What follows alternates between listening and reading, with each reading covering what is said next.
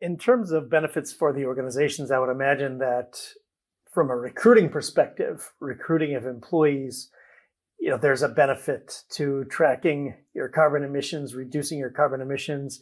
I would imagine as well that when you're vying for business, when you're disclosing your carbon emissions and showing that your carbon emissions are going down, there's a greater likelihood that you're going to acquire new business. So it's not just the idea of reducing emissions, but there are a host of additional benefits. Am I right there? And what additional benefits am I missing? No, I think you're absolutely right. So the employee side of the equations is definitely correct. You can attract way more talent if you're taking carbon emissions seriously.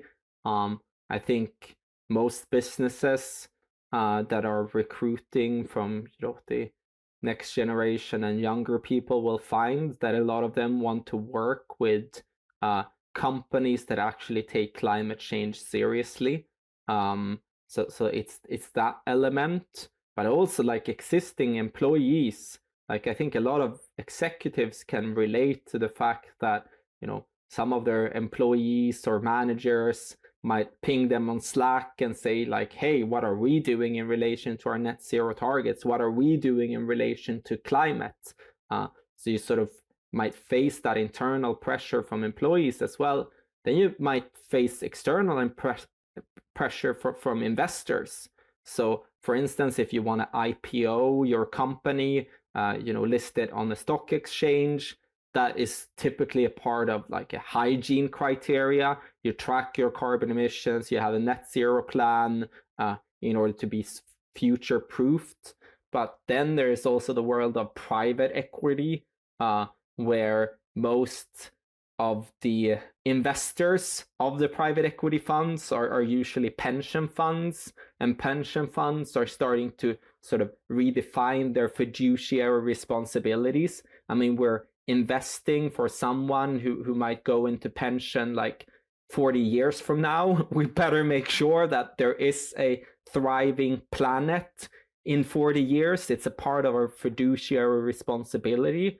So you will get better access to capital if you take carbon emissions seriously. So that's another thing to keep in mind. But then there's also like the selling your products and the consumer angle. So a lot of businesses are starting to incorporate carbon emissions criteria and net zero criteria into their request for proposals, their RFPs.